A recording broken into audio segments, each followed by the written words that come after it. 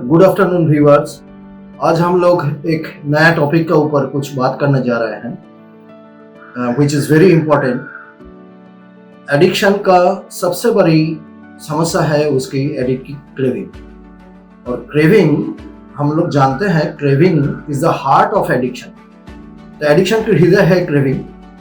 हम लोग क्रेविंग को ओवरकम नहीं कर पाते हैं एडिक्ट, इसी की वजह से वो कंटिन्यू यूज करने चलता है। मतलब they continue using because of their craving and they don't have any clue how to handle their craving. अभी क्रेविंग ऐसा है, जो craving is the symptom of addiction, मतलब कुछ डेवलपमेंट हुआ है इसी की वजह से क्रेविंग आ रहा है। और क्रेविंग में एक्चुअली इंसान हेल्पलेस हो जाता है, उसकी विल पावर काम ही नहीं करता है। अभी दूसरे को ये चीज समझ नहीं आता है, तो इसलिए उसको लगता है जो क्यों नहीं कर पा रहा है, क्योंकि उसको मालूम नहीं है जो उसकी ब्रेन की कंडीशन इस जगह पे पहुंचा है जो वो अभी और हैंडल करने की जगह पे है ही नहीं। वो सप्रेस भी नहीं कर सकता है फॉर लॉन्ग, कुछ समय के अंदर ही वो फिर से बाहर आ जाता है and he gets his own substance of choice. अभी क्रेविंग का एक इंसान की क्रेविंग शुरू होता है जब वो कोई ट्रिगर की सामना करता है, क्योंकि ट्रिगर तो बहुत सारे हो सकता है। एक समय पे वो रेगुलर लेता होगा तो वो समय उसके लिए ट्रिगर हो जाता है। कहीं जगह में वो पार्टी अटेंड करता होगा तो पार्टी उसका ट्रिगर करता है, उसी क्रेविंग आता है। और एल्स सुबह उठ के उसको आज शरीर ठीक फिट नहीं लग रहा है, महसूस नहीं कर रहा है, तो he gets craving thereafter. हो सकता है उसका ऑफिस में बहुत प्रेशर है, या उसका आम जिंदगी खुद की जिंदगी में बहुत सारे समस्या है, फिनेंशियल हो या रिलेशनल समस्या हो, तो उसी के ये प्रेशर के चलते जब उसको ऐसा महसूस होता है जो I am helpless to overcome this condition. अभी ये क्रॉनिक कंडीशन हमारे दिमाग में ऐसा छा गया है, ऐसा हावी हो गया है, there is no way out for me. अभी उसको दिमाग में तुरंत ही एक चीज याद आता है, दैट इज क्रेविंग।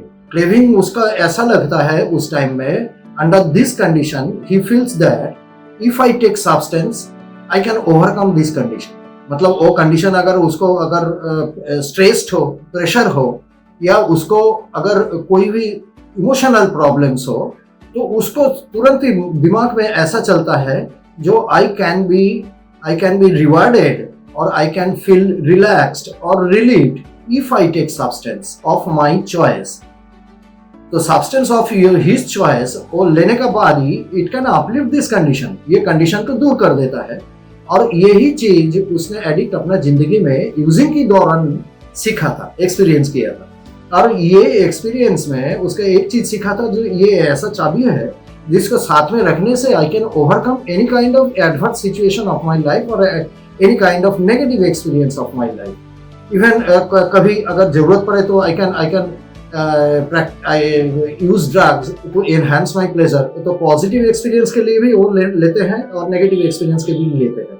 तो एनी काइंड ऑफ सिचुएशन, जो सिचुएशन में वो लेने के लिए हैबिचुएटेड हो गया है, वही सिचुएशन या सिमिलर कंडीशन कोई अगर उसका जिंदगी में सामने आता है तो वो तुरंत उसका दिमाग में क्रेविंग चालू हो जाता है।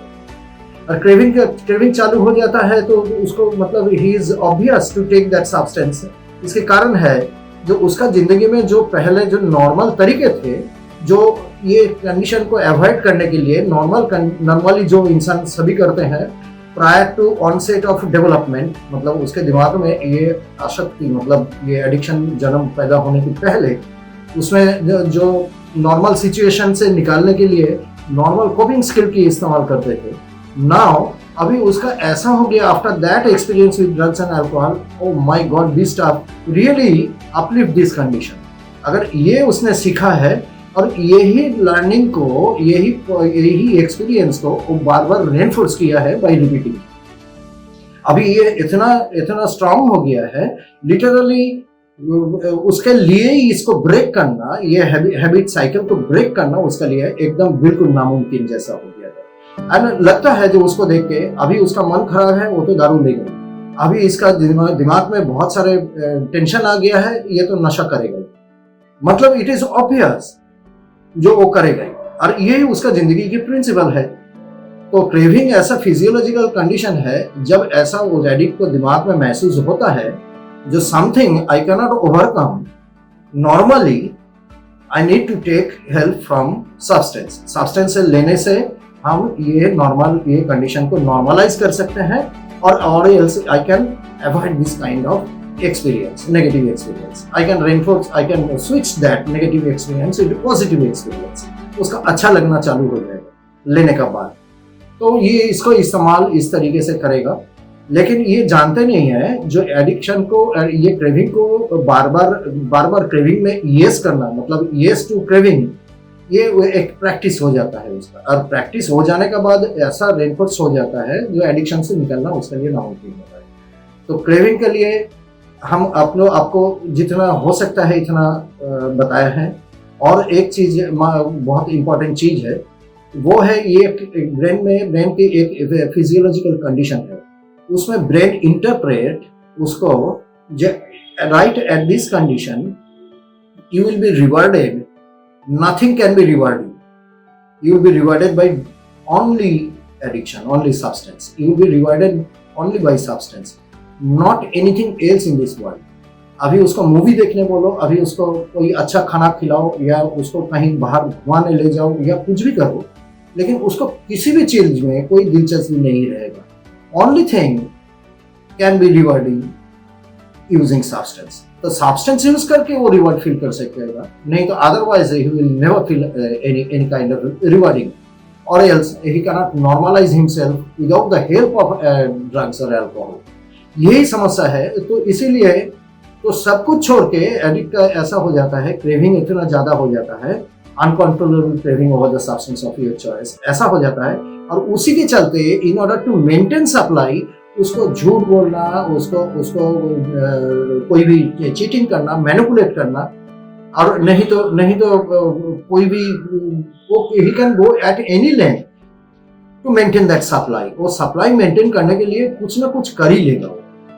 तो उसका वो जानता नहीं है, he does not have any answer to his craving. तो आम आदमी को ये चीज बहुत ही शॉकिंग एक्सपीरियंस होता है। उसको लगता है जो शायद पागल हो गया होगा, उसका शायद अंदर में ऐसा कुछ कोई शैतान भर किया होगा उसका अंदर में। लेकिन actually craving is becomes so huge जो उसको खुद ही नहीं जानता जो वो क्यों कर रहा है। Nobody wants to damage their health, nobody wants to damage their image, nobody wants to damage their relationship, nobody wants to damage their career and finance। कुछ नहीं करना चाहता है कोई भी नॉर्मल इंसान, लेकिन उसका अंदर में ये डेवलपमेंट उसकी एबनॉर्मल बर्ताव ला दिया है because of the development of craving. This is the single largest factor जिसको सेंट्रल सिम्टम्स बोला जाता है, जो उसी के चलते बाकी जितना आचरण में उसके चेंज आया है, that is because of craving. तो एक इंसान को क्रेविंग से मुक्ति पाने के लिए उसको अपना मन से ही ये चीज को उखाड़ के फेंकना जरूरी है। और इसके लिए हमारी कोशिश यही रहता है बीइंग ए काउंसलर, जो उसका मन से triggering factor of his craving, कोई कारण के लिए किस वजह से ज्यादातर वो क्रेविंग फील करता है, एंड कौन सा पर्टिकुलरली कुछ सिचुएशंस ऐसा है जहां he is obviously he used to drink और टेक ड्रग्स। तो वो सिचुएशन को उसको ध्यान में रखते हुए, ट्रिगरिंग पॉइंट्स जहाँ है उसको नजर करते हुए उसको ये चीज से अपने आप को एक कंट्रोल करना बहुत जरूरी है। और उसके लिए कोई सहायता उसकी जरूरत है from the professionals, from the well known person, from the family members, from good friends who wants him to stay sober. तो ये सभी का सहायता की जरूरत पड़ता है। शायद अकेला एडिक्ट से ये चीज को ओवरकम करना बहुत मुश्किल हो जाता है। सो भाई, आज क्रेविंग के लिए इतना ही हम बोले हैं। नेक्स्ट टाइम कोई दूसरा टॉपिक के लिए फिर से हाजिर रहेंगे। नमस्कार।